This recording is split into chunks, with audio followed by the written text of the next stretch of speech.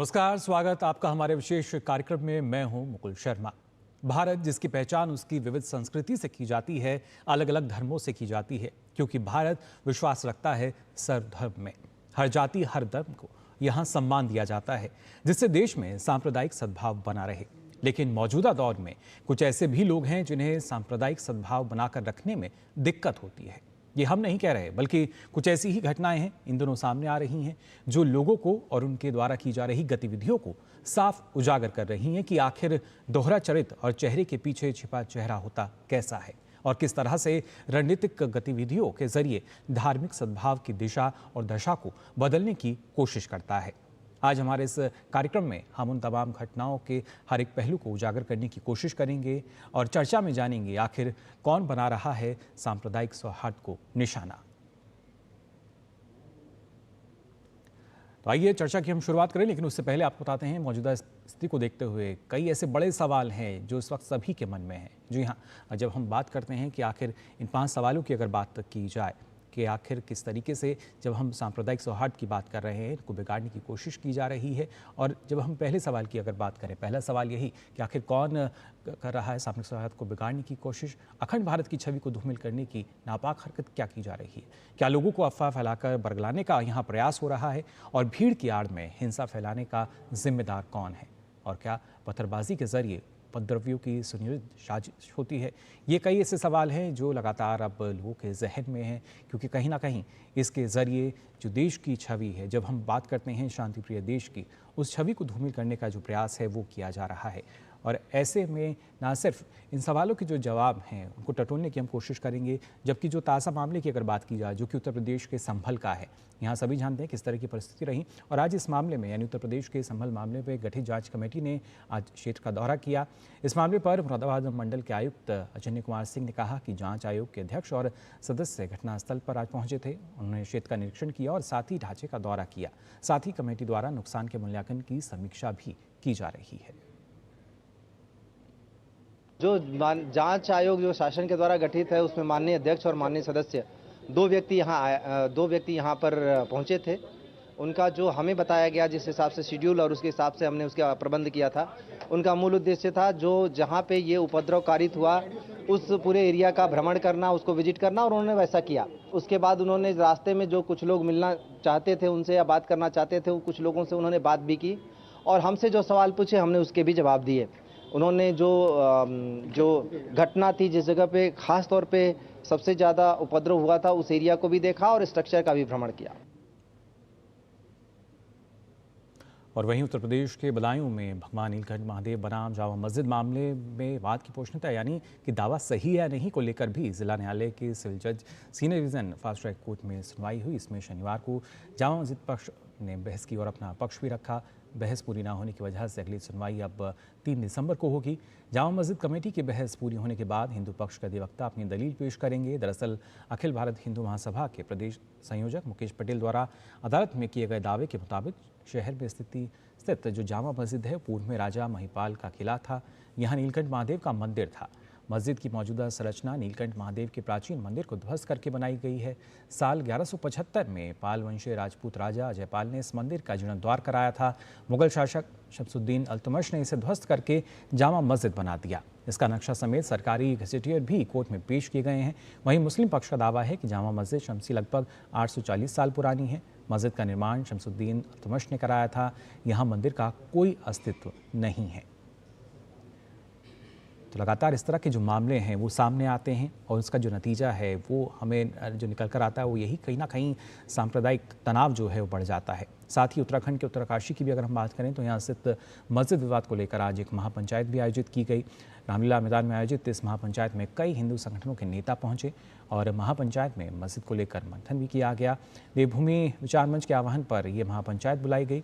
महापंचायत में हैदराबाद से पहुंचे विधायक टी राजा ने कहा कि देवभूमि में मस्जिद और मज़ार क्यों बनाई जा रही हैं। तो अलग तरह के जो सवाल है वो उठना लाजमी है जब कहीं ना कहीं कोशिश की जाती है कि जो सांप्रदायिक सद्भाव की हम बात करते हैं वो बना रहे, लेकिन उसको तोड़ने की अगर कोशिश की जाएगी तो शायद सवाल उठना लाजमी है। इस पर आज हम यहाँ चर्चा करेंगे और चर्चा के लिए खास मेहमान जो हैं वो हमारे साथ जुड़े हैं, उनका परिचय आपसे करा दें। हमारे साथ जुड़े हुए हैं धनंजय गिरी जी, प्रवक्ता हैं बीजेपी के, साथ ही अशोक यादव जी, प्रवक्ता सपा, और समीर चौगांवकर जी, वरिष्ठ पत्रकार हैं। आप तीनों का बहुत बहुत स्वागत डीडी न्यूज़ पर। सबसे पहले यहाँ पे समीर जी आपके पास मैं आना चाहूँगा, और भी हमारे साथ जो जुड़े हैं उनसे भी हम बात करेंगे। किस तरीके से आप देखते हैं, अगर हाल फिलहाल की अगर बात की जाए, सांप्रदायिक तनाव जो है वो लगातार बढ़ता नज़र आता है, भड़काने की कोशिश की जाती है और नतीजा होता है कि हिंसा होती है, उपद्रव होता है, पत्थरबाजी होती है, कई लोग घायल होते हैं, आगजनी होती है, नुकसान होता है। क्या इसके पीछे जो कोई साजिश चल रही है अपने ही देश में? देखिए, बड़ा दुर्भाग्यपूर्ण है कि एक कोर्ट का निर्णय था सर्वे कराने का, और जब कोर्ट के आदेश को तामील कराने के लिए जब एक सर्वे की टीम जाती है तो किस तरीके से वहां पर उनके ऊपर पथराव किया जाता है, किस तरीके से उन पर घरों की छतों से पथराव किया जाता है। और जब इस बात की जब चर्चा पूरे हिंदुस्तान में होती है कि किस तरीके से एक पथराव किया गया, तो समाजवादी पार्टी के बड़े नेता राज्यसभा सांसद राम गोपाल जी क्या कहते हैं, राम गोपाल यादव जी कहते हैं कि अगर वोटिंग के समय किसी तरह का डिस्टर्ब करने की कोशिश की जाएगी तो पथराव किया जाएगा। तो जो पथराव को जो सही चलाने की कोशिश करते हैं और पथराव को उकसाने का जो काम किया जाता है, और आप देखिए जब ये पथराव हुआ था संभल में, उसके जब प्रशासन ने सफाई की तो 35 से 40 ट्रक पत्थर वहां से निकले हैं जी। आप सब अंदाजा लगा सकते हैं कि 25 से 30 ट्रक अगर वहां से पत्थर निकल रहे हैं, ट्रॉली पत्थर निकल रहे हैं, तो इन्हें घर पर इकट्ठा किस उद्देश्य किया गया होगा जी। ये बताता है कि किस तरीके से एक सोची समझी साजिश वहां के सांसद जो अभी 2024 का लोकसभा चुनाव वहां से जीतते हैं, उन्होंने किस तरीके से वहां पर उपद्रव, आप स्क्रीन पर भी दिखा रहे हैं किस तरीके से महिलाओं ने पथराव किया, किस तरीके से बच्चे वहां पथराव कर रहे थे, किस तरीके से पुलिस को टारगेट किया गया था, किस तरीके हथियारों का इस्तेमाल किया गया था। बिल्कुल, जो तस्वीरें हैं वो हर किसी ने देखी, खासतौर से समीर जी। लेकिन धनंजय जी आपके पास मैं आना चाहूँगा, क्योंकि हमारे देश में ये कह दिया जाता है कि कोई भी मामला आता है उसका राजनीतिकरण हो जाता है, लेकिन जब इस तरह के मामले सामने आते हैं तो उसमें तो अगर शुरू में हम देखें किसी तरह की राजनीति नहीं होती, लेकिन बाद में ज़रूर तमाम मामले जो हैं राजनीति की भेंट चढ़ जाते हैं, अलग अलग दल जो हैं अपनी राजनीतिक रोटियाँ उन पर सेकते हैं। आप किस तरीके से देखते हैं आजकल, क्योंकि जो देश में कहीं ना कहीं अराजकता जो है वो बढ़ती नजर आती है इन सब की वजह से? देखिए मुकुल जी, ऐसा है ना कि पाक होने में कोई दिक्कत नहीं, परेशानी कोई नहीं अगर कोई पाक है, लेकिन पाक परस्त जो लोग हैं उनसे परेशानी तो होनी ही है। आप देखिए जो कुछ क्षुद्र राजनीतिक दल क्षुद्र राजनीतिक स्वार्थों के कारण जिस तरह की चीजों को बढ़ावा दे रहे हैं, इसी तरह के नापाक इरादे से कभी पाक का जन्म हुआ था और उसी को सहलाया जा रहा है। मुल्क के ऊपर मुसलमान एक धर्म विशेष को अगर आप जितना सहलाते जा रहे हैं, जो भाईचारे के नाम पर जो भाई कटते जा रहे हैं और चारा बनते जा रहे हैं, ये गलत है। संभल का धुआं दूर तक उठा है, संभल अब संभल नहीं रहा, बल्कि पूरे समाज का हो गया। किसी संगठन और किसी व्यक्ति की बात नहीं रही, राजनीतिक दल की बात नहीं रही, समाज उठ के खड़ा हुआ है। इसके खिलाफ देश का संवेदनशील जनमन जाग रहा है। आप राजनीतिक पार्टियां, आप बताएं, सांप्रदायिकता की आप बात करें, सांप्रदायिकता भी फैला के जो सांप्रदायिक होगा, जो कहता है कि एकम सत विप्रम बहुधा बदंती, सत्य एक है, उसको पाने के मार्ग अनेक हो सकते हैं। वो सांप्रदायिक कैसे हो सकता है? सांप्रदायिक समूह वो हो सकता है जो एक ग्रंथ, एक आकाश से संचालित हो। और हमारे यहाँ देखिए कितनी सहनशीलता है।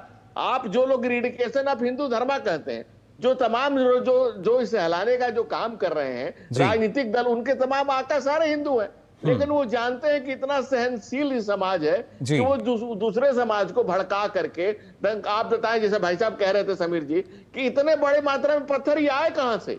ये पत्थर राष्ट्र के ऊपर चल रहे हैं, इस देश के तमाम को तोड़ने के लिए ताकतें काम कर रही हैं। और ये पत्थर जो हर हाथ में पत्थर लेके घूम रहे हैं, और पत्थरबाजों से ज्यादा दिक्कत उनके पैरोकारों से। वो राजनीतिक दल जो अपनी राजनीतिक रोटियां सेकने के लिए इनके पैरोकार बन रहे हैं, इनके पैरों तले लेट रहे हैं, वो इस मुल्क के साथ ठीक नहीं कर रहे हैं। और ये मुल्क जाग रहा है, सोया हुआ सनातन चैतन्य सजग है। वो दौर कुछ अलग था, ये दौर कुछ अलग है। जी बिल्कुल, इस दौर में जी धनंजय जी, अशोक जी की यहाँ मैं प्रतिक्रिया लेना चाहूंगा। अशोक जी, आपकी पार्टी के जो नेताओं की अगर बात की जाए, सांसद, विधायक, उन पर भी FIR दर्ज हुई, और जिस तरह के हालात बने, संभल सबके सामने एक ताज़ा उदाहरण है। इससे पहले भी हमने देखा किस तरीके से लगातार अलग अलग मामले सामने आए हैं। क्या माना जाए, आखिर क्या वाकई एक सुनियोजित साजिश जो है वो अब इस तरह के मामलों में होने लगी है? बिल्कुल मुकुल जी, मैं आपकी बात का समर्थन कर रहा हूं कि ये सुनियोजित साजिश है और इस साजिश का tool kit Bharatiya Janata party के पास है। पूरा इस दंगे का इकोसिस्टम भारतीय जनता पार्टी के लिए काम कर रहा है। कुछ शक्तियां पर्दे के पीछे से काम कर रही हैं, कुछ शक्तियां पर्दे के सामने से काम कर रही हैं। लेकिन इसका कोई साक्ष्य है? आप जैसे बता रहे हैं कि भारतीय जनता पार्टी की शक्तियां हैं, क्या साक्ष्य है इसके लिए? मुकुल जी, मैं बता रहा हूं, थोड़ा सा मुझे बोलने दीजिए। जी बिल्कुल। देखिए, तो इस तरह की शक्तियां जो है भारतीय जनता पार्टी के इकोसिस्टम को, दंगाई इकोसिस्टम को आगे बढ़ा रही हैं, इसको फला फुला रही हैं। इनका उद्देश्य देखिए मुकुल जी, आप देखने की कोशिश करेंगे तो जिस तरह से उत्तर प्रदेश में खास तौर से जो पीडीए का आंदोलन हमारे राष्ट्रीय जी ने चलाया, उसकी जो सफलता मिली, जो हमें 37 सीटें हासिल हुई, उसी से घबरा करके ये लोग लेकिन पीडीए आंदोलन के सीटों तक क्या सारे मामले सिमट कर रह जाते हैं अशोक जी? क्या ये अच्छा नहीं कि देश में शांति बनी रहे, जो सदभाव है, सामाजिक सद्भाव है? हम लोग यही मांग कर रहे हैं मुकुल जी, हम लोग यही मांग कर रहे हैं। और एक कबीर दास का दोहा बड़ा अच्छा दोहा है कि कस्तूरी कुंडल बसे मृग ढूंढे बनमाए, ज्यों ज्यों घट घट राम है, भाजपा देखत ना है। तो भाजपा भगवान राम को देखना नहीं चाहती। तो देखिए आपने बदल दिया यहाँ पर, भगवान खोज रहे हैं भाई जी धनंजय जी, भगवान को, जी बिल्कुल धनंजय जी कुछ कहना चाह रहे हैं जी। अब भगवान है अंदर, भगवान जहां है वहां है, ये मस्जिद के नीचे भगवान खोज रहे हैं। ये इनकी साजिश है कि मस्जिद, हर मस्जिद के नीचे खुदाई करो, हर मस्जिद के पीछे विवाद करो, ताकि ये जो 80% हमारी हिंदू अशोक जी, लेकिन देखिए सर्वे करने तो कोई दल का जो नुमाइंदे हैं वो नहीं जाते, जो आदेश है वो कोई राजनीतिक दल के नेता नहीं देते। जी धनंजय जी कुछ कहना चाह रहे हैं? देखिए, आपने सपा प्रवक्ता को सुना, मैं इनको चाहता हूं कि और बोले। ये जितना बोलेंगे अपनी पोल खुद ही खोलेंगे। इनका क्या है, 37 सीटें, 37 सीटें, 37 सीट, इससे ज्यादा कुछ नहीं जानते। ये क्षुद्र राजनीतिक स्वार्थ के चेतना पर राष्ट्र को बलि बेदी पर पहुंचा दे, इसके लिए आभी जयचंद की श्रृंखला में नए अखिलेश पैदा हुए। ये नए जगूसी उसी श्रृंखला के नए लोग हैं। ये जहां 37 चिल्ला रहे, वहां 73 पर हम थे, 73। लेकिन हम क्षुद्र राजनीतिक स्वार्थ के लिए राष्ट्र चुनाव आएंगे जाएंगे, राजनीतिक दल बनेंगे बिगड़ेंगे, ये राष्ट्र रहना चाहिए, ये हजारों साल की संस्कृति रहना चाहिए मेरे भाई। टिप्पू तो कल अपने टापू चला जाएगा, आपका क्या होगा अशोक जी? ये सोचिए, अब इस देश में 100 की लहर दौड़ रही है, ये सोचिए, ये सोचने वाली बात है। आने वाली नस्लें माफ नहीं करने जा रही है। और अब दोहा बदल दे रहे हैं, मंदिर का प्रकार बदल दे रहे हैं, उसके नीचे मस्जिद खोज दे रहे हैं। कितना किसी का कितना गिरिएगा किस वोट के लिए, चंद वोट के लिए कितना नीचे जाइएगा, कितना नीचे जाइएगा? सच झूठ देखिए, जो फैसला लगातार इस तरह के जो मामले हैं अदालत में लंबित हैं, उन पर लगातार जो अदालत है अपना फैसला भी देती है। समीर जी, लेकिन क्या वाकई जो राजनीति है यहाँ भी सीट की बात देखिए होने लगी, शांति की बात होनी चाहिए, लगातार प्रयास यही करता है हर जगह प्रशासन के शांति कायम रह सके। संभल की बात की जाए, उत्तर प्रदेश के बहराइच हिंसा की हम बात करें, इससे पहले भी हमने और भी राज्यों में देखा है, पश्चिम बंगाल की बात की जाए, छत्तीसगढ़ की बात की जाए, कर्नाटक, महाराष्ट्र, जहाँ गणेश विसर्जन के दौरान जो इस तरह की जो हिंसा है वो सामने आई थी। आखिर किस वजह से और इसके पीछे क्या साजिश है? क्या सिर्फ सीट लेने की ही एक साजिश रहती है? देखिए मुकुल जी, मुझे लगता है कि चुनाव आएंगे और चुनाव जाएंगे, ये देश और समाज बना रहना चाहिए। सिर्फ कुंदर की सीट आप हार जाते हो, अगर संभल में आप कुंदर की सीट हार जाते हो तो आपको इतना उसका मतलब गुस्सा है, उस चीज का इतना आक्रोश है कि आप एक संभल को मतलब इस तरह की कार्रवाई करने की कोशिश करते हैं कि वहाँ पत्थरबाजी होने लगती है जी। जब प्रशासन वहां धारा 163 लगा देता है कि भाई वहां जाने की अनुमति नहीं है 10 दिसंबर तक, तो आप अपना प्रतिनिधिमंडल भेजने की जिद करते हो। इनके विपक्षी नेता माता प्रसाद पांडे जिस तरह के बयान देते हैं और जिस तरीके से रास्ते पर बैठ जाते हैं, टकराव की स्थिति उत्पन्न करते हैं, मुझे लगता है ये ठीक नहीं है। संभल को संभालना सरकार का काम है, सरकार उसको संभाल रही है। उपद्रवी तत्वों ने संभल को जिस तरीके से अराजक और सांप्रदायिक की स्थिति में झोंका था, योगी प्रशासन उसके ऊपर कार्रवाई कर रहा है। और देखिए अब जो दंगाइयों ने गिरफ्तार किया जा रहा है, उनकी पहचान की जा रही है, वीडियोग्राफी जो कैमरे से जो डाटा निकल रहा है उसको कोर्ट के सामने पेश किया जाएगा, एफआईआर दर्ज हो गई है, प्रशासन अपना काम कर रहा है। देखिए जो लोग भड़काने का काम कर रहे हैं एक समाज में एक विशेष वर्ग को, कि सरकार के खिलाफ वो मतलब उकसाने का काम किया जा रहा है। सिर्फ एक सुंदर की सीट हारने पर आप इस तरीके से करोगे, मुझे लगता है ये ठीक नहीं है। समाज बना रहना चाहिए, चुनाव आते जाते रहेंगे। और अखिलेश यादव अशोक जी संभल वैसे जी, अशोक जी से मैं जवाब ले लेता हूँ, क्योंकि लगातार जब इस तरह के आरोप आते हैं कि चुनाव आते जाते रहेंगे, शांति व्यवस्था जो है वो रहनी चाहिए, लेकिन अशोक जी जी बिल्कुल समीर जी कोशिश नहीं करते। जब एक मिश्रा लड़का वहां मारा जाता है, जिस बेरहमी से उसको मार दिया जाता है, तो मुझे लगता है कि अखिलेश यादव को यह भी देखना चाहिए, वो जिम्मेदार नेता है, पूर्व मुख्यमंत्री है। क्या आपको लगता है कि जिस तरह की बयानबाजी की जाती है नेताओं द्वारा, उससे बचना चाहिए? क्योंकि कहीं ना कहीं इस तरह के मामले में जब हम पूरा प्रशासन कोशिश कर रहा है कि शांति बनी रहे, लेकिन ऐसे में कहीं ना कहीं मामले को और ज़्यादा तूल देना, उसको और ज़्यादा गरमाना, और इन तस्वीरों में आप देख सकते हैं जो प्रशासन ने बाद में वीडियो क्लिप जारी किए थे, उसमें सीधे तौर पर देखा जा सकता है लोगों के हाथों में पत्थर हैं, लाठियाँ हैं, और वो वाहनों को आग के हवाले कर रहे हैं। क्या उनको आप उपद्रवी नहीं कहेंगे? देखिए मुकुल जी, आपको बहराइच हिंसा याद होगी, और उस बहराइच हिंसा में इनके विधायक सुरेश्वर सिंह ने स्पष्ट FIR दर्ज कराया इन्हीं के भारतीय जनता युवा मोर्चा के जिलाध्यक्ष के ऊपर कि वो लोग शराब पीकर के दंगा मचा रहे थे बहराइच में। ये होता है भारतीय जनता पार्टी का इकोसिस्टम दंगे का। आप मेरी बात को काट दिए, क्योंकि दो लोग भाजपा की तरफ से बोल रहे हैं, तो थोड़ा सा निवेदन नहीं, देखिए मैं तो देश की बात कर रहा हूँ कि किस तरीके से शांति रह सकती है, बता रहा हूँ ना। अगर आप उस पर बात करेंगे तो मैं बिल्कुल आपकी बात सुनूंगा। नहीं, अब आप जो चाहेंगे वो हम बोलेंगे, तो संभव नहीं ना मुकुल जी। अब आप भाजपा की भाषा हमसे सुनना चाहें तो नहीं हो पाएगा। देश में शांति रहनी चाहिए, कैसे रह सकती है, मैं तो इस बारे में आपसे जानकारी लेना चाह रहा हूं। क्या ये कोई साजिश है कि शांति ना रहे? देखिए, ये पूरी तरह से भारतीय जनता पार्टी अशांति इस प्रदेश में और देश में लाना चाहती है, और इसका उद्देश्य सिर्फ एक है कि जो इंडिया गठबंधन जो कास्ट सेंसस की बात कर रहा है, जो PDA की बात कर रहा है, जो हमारे पिछड़े दलित आदिवासियों के उसकी संख्या के हिसाब से उनको हक और हकूक देने की बात कर रहा है, उसके जवाब में ये लोग सोच रहे हैं कि हम इस तरह दंगा कराएंगे, हर मस्जिद के नीचे मंदिर का विवाद खड़ा करेंगे, तो हमारा जो 80% की हिंदू आबादी है वो आबादी धर्मांध होकर उसका ब्रेन वॉश। अशोक जी, लेकिन एक सवाल का जवाब और दीजिए आप। उनको अगर नहीं पता है कि उस 80% आबादी का, मुकुल जी, 80% आबादी के बच्चे जो आज अपने रोजगार की बात कर रहे हैं, जो अपने नौकरियों की बात कर रहे हैं, वो सब बात भूल जाएं। वो बच्चे सिर्फ धर्मांध होकर भाजपा के पीछे देखिए, आप भी उसी आबादी का हिस्सा हैं और मैं भी उसी आबादी का हिस्सा हूं, और हम सब इस देश के हैं, और उसके नाते हमें शायद देश के बारे में भी सोचना चाहिए। लेकिन जो आप बात कह रहे हैं कि आखिर ऐसे क्यों हो रहा है कि हर जगह जहां मस्जिद की बात आती है, मंदिर का नाम आता है, हर जगह शायद जांच चल रही है, क्या आपको उस जांच पे विश्वास नहीं है? आप ये कहना चाहते हैं कि जो जांच हो रही है वो सही नहीं है? देखिए मुकुल जी, प्लेसेस ऑफ वर्शिप एक 1991 जब कहता है कि 15 अगस्त 1947 तक जो स्ट्रक्चर जिस रूप में था, जिस धर्म का था, वो उस पे फ्रीज होगा, उसको आप चेंज नहीं कर सकते। लेकिन जो 2022 में जो ज्ञानव्यापी मामले में जो सुप्रीम कोर्ट का जो आदेश आया सर्वे का कि अगर सर्वे करने से वो वायलेशन नहीं होगा, ठीक है, लेकिन आप ये बताइए सर्वे करने से क्या फायदा होगा?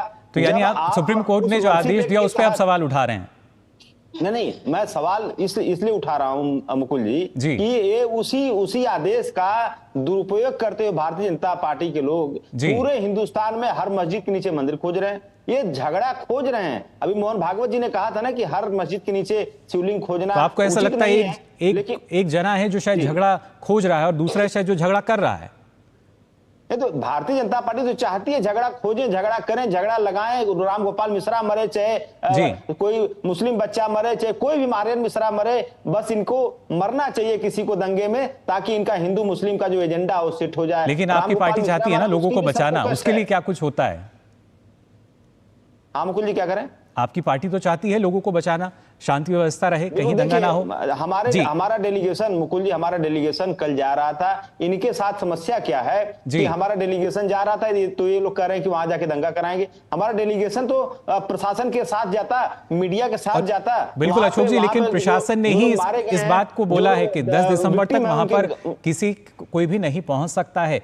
वो एक जो प्रतिबंध लगाया गया है उसका सम्मान हमें करना चाहिए। अगर फिर चाहे आप तो सुप्रीम कोर्ट के आदेश पर भी आप सवाल उठा रहे हैं, जिला प्रशासन की बात को क्या मानेंगे? प्रोफेसर राम गोपाल है, उन्होंने तो जज को छोटा भी कहा था, उस पर भी मैं आपसे जानकारी लूंगा। फिलहाल और भी जो हमारे साथ मेहमान बने हुए हैं उनसे इस चर्चा को हम आगे बढ़ाएंगे, जानेंगे उनसे कि आखिर क्या वजह है कि जिस तरीके से लगातार सांप्रदायिक सौहार्द है उसको निशाना बनाया जा रहा है। लेकिन यहाँ रुक रहे हैं छोटे से ब्रेक के लिए।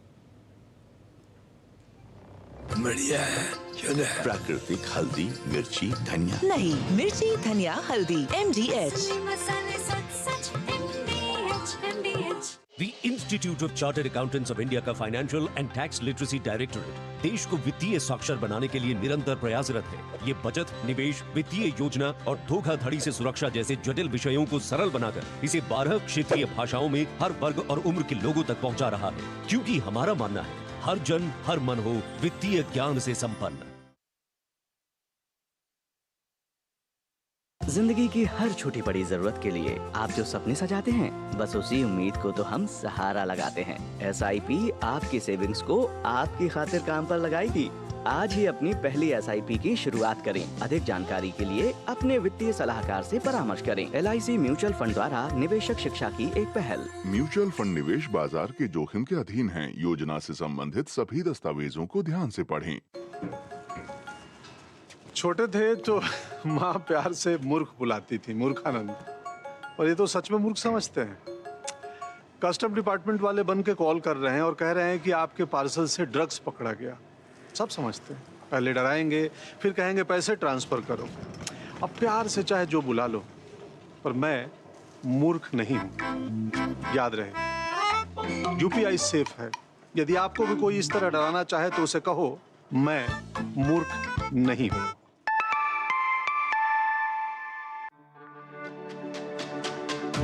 मेरी पसंद, मेरी पसंद, मेरी पसंद, मेरी पसंद, हमारी पसंद, हम सबकी पसंद। मजबूत देश का मजबूत सरिया हो गया स्टील। गोल्डी मसाले के 100 ग्राम के स्पेशल पैक्स में फ्रेशनेस लॉक है। ऐसे गोल्डी मसाले जहां जाएं रिश्ते बनाएं।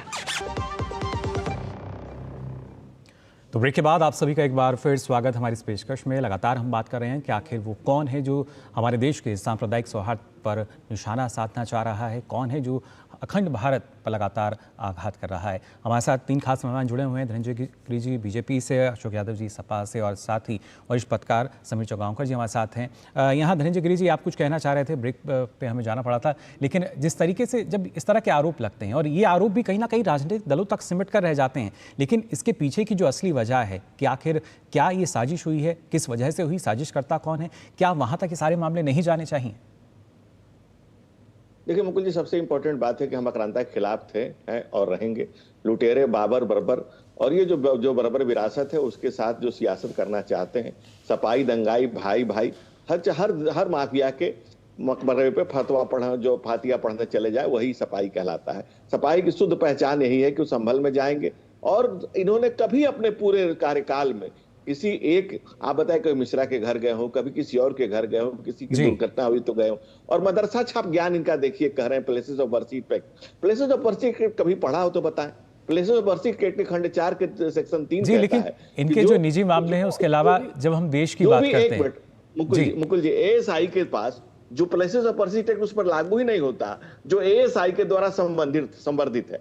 संवर्धित में जो ASI के द्वारा पोषित है, जो ASI के संरक्षण में, ASI के संरक्षण में ASI वहां जा ही नहीं सकती है। मजेदार ये देखिए, ASI के अंडर में वो मस्जिद है या मंदिर है या विवादित स्थल है और वहां ASI नहीं जा सकती है। जो लोग पूरी दुनिया को खुदाई से डराते हैं, उनको खुदाई का डर है कि खुदाई होता ही जांच की आंच से सांच बाहर ना आ जाए, इसकी परेशानी है। वो दरवाजे खोल के बैठे हैं, रोक के बैठे हैं, सड़कों पर पत्थर लेके बैठे हैं, वो अपने हाथों में पत्थर लेके बैठे हैं कि आप जिसका वो जमीन है, जिसकी वो जायदाद है, जिसकी वो जगह है, 1920 से ASI के पास, उसके पास नहीं बिल्कुल इसका जवाब मैं अशोक जी से ले लेता हूँ। अशोक जी, धनंजय जी का कहना है कि एक डर बैठा हुआ है। क्या वाकई ये किसी तरह का डर है जिसकी वजह से हम देख पा रहे हैं कि हमारी जो शांति व्यवस्था है वो कायम नहीं रह पाती, धार्मिक भावनाएं भड़का दी जाती हैं? क्या सिर्फ ये डर की वजह से है? देखिए मुकुल जी, डर की वजह बहुत सारी हैं और उस डर की एक वजह ये भी है, जो हमारा डेलीगेशन जा रहा था, उस डेलीगेशन को डर की वजह से भाजपाइयों ने रोका, भाजपा सरकार ने रोका। और वो देखिए, पठानकोट से पाकिस्तानियों को तो आप पाकिस्तान वाले जो आज आ सकते हैं पठानकोट जांच करने, लेकिन हम अपने देश में हम अपने लोगों से मिलने के लिए नहीं जा सकते। ये भारतीय जनता पार्टी का चरित्र है। और दूसरी बात जो इन्होंने जी बिल्कुल, लेकिन एक और दल ऐसा करता है कि हिंसा के दौरान किसी की मृत्यु हो जाती है तो उनको मुआवजा भी देता है, ये जाने बिना कि क्या वो हिंसा में शामिल थे नहीं थे, किस तरीके से उनकी मौत हुई, और सबसे महत्वपूर्ण, ऐसे मामले में आखिर कब तक राजनीति होती रहेगी? समीर जी, आपकी अंतिम प्रतिक्रिया यहाँ लेना चाहूंगा। देखिए, लगता है ये बहुत दुर्भाग्यपूर्ण है कि जिस तरीके से राजनीतिक दल किसी घटना पर रिएक्ट कर रहे हैं, वो चाहे लोकसभा का मामला हो या लोकसभा के बाहर हो। तो देखिए, जब अगर एक पक्ष ये कहता है, आप देखिए अभी बेंगलोर में इसी समुदाय के लोगों ने कहा था कि हमें सुप्रीम कोर्ट पर भरोसा नहीं, हम सुप्रीम कोर्ट के सामने भीख नहीं मांगेंगे, संसद आपकी है तो सड़क हमारी है, हम सड़कों पर निपटेंगे। वक्फ बिल को लेकर जिस तरीके से दंगा करने की पूरे देश के अंदर एक दौरा करके तैयारी कर रहे हैं, और संभल में इन्होंने एक ट्रेलर दिखाने की कोशिश की कि हम किस तरीके से हरकत कर सकते हैं।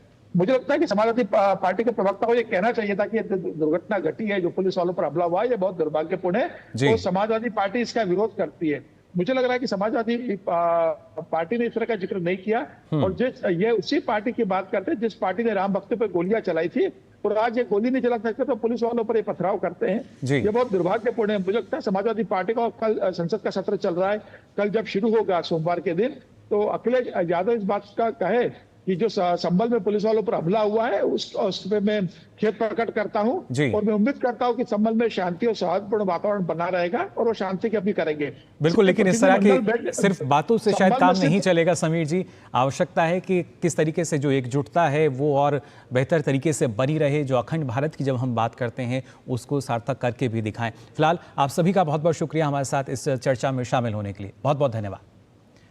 तो आज चर्चा में हमने यहाँ जानने की कोशिश करी कि आखिर किस तरीके से हमारे देश का जो सांप्रदायिक सौहार्द है कैसे वो निशाने पर आ रहा है। नाकाम कोशिश की जाती है कि किस तरीके से इसको हम तोड़ सकते हैं, भारत की अखंडता को। ये कभी हो नहीं पाएगा, लेकिन आवश्यकता है तो हमें एक साथ चलने की, इस देश को आगे बढ़ाने की। फिलहाल के लिए इस पेशकश में बस इतना ही। मुझे दीजिए अनुमति। नमस्कार।